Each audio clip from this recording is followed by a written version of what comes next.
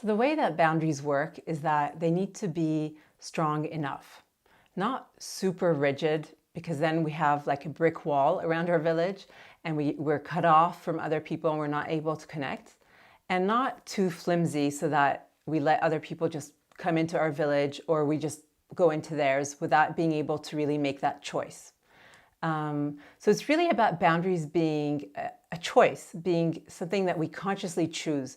We choose who we let into our village. We choose when we allow ourselves to go into someone else's village in a healthy way. And it's not just an automatic response. It's not just an autopilot where we don't even realize what we're doing. And I think if you think about the kind of people who have good boundaries, you would probably naturally think of them as being quite confident and quite assertive, because the emotion villager, who's at the border of our village, is actually anger. So this is healthy anger, which we also call assertiveness. And anger is like the border police on the edge of our village. And anger villager tells us someone's just crossed our boundary and we need to do something to repair it. So this can look like this. So when this happens, someone's crossed our village in some way. That means that they've done something that doesn't feel okay for us. What that is doesn't really matter. It's really about, I feel like this is not okay. That's enough. We don't need to have confirmation from other people that yes, my boundary's been crossed or not. It'll always depend on us. It's very subjective.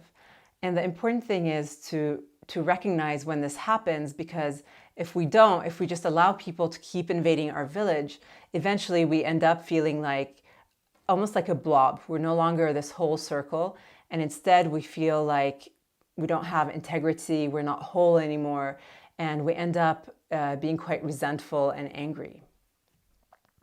So the information that we get when someone has crossed our boundary is often a sense of no, or like something that like a knot in the stomach, or we can feel anger.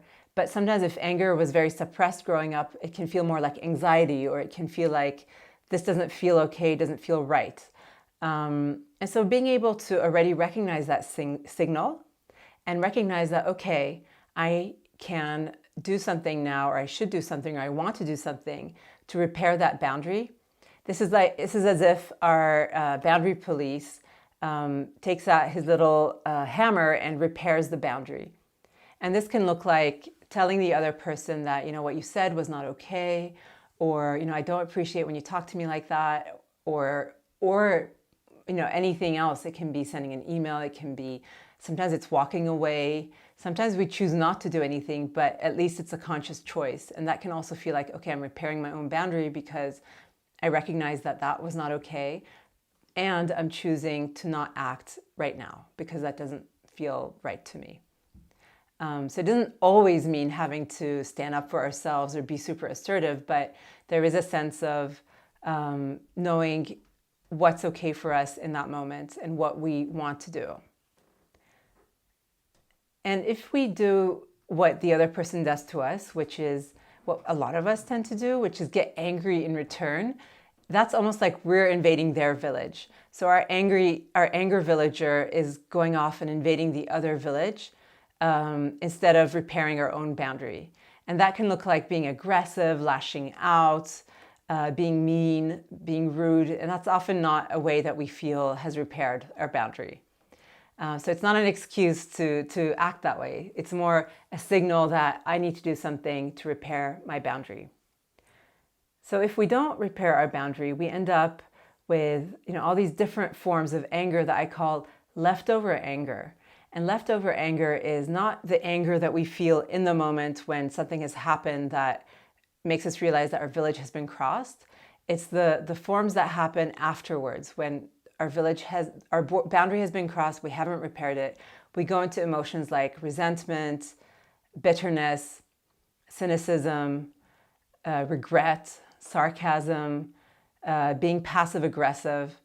And all these forms are like indirect forms of anger that haven't been expressed often in a healthy way. I find that resentment in particular is often a good signal that someone's crossed my boundary and I haven't done anything to repair it.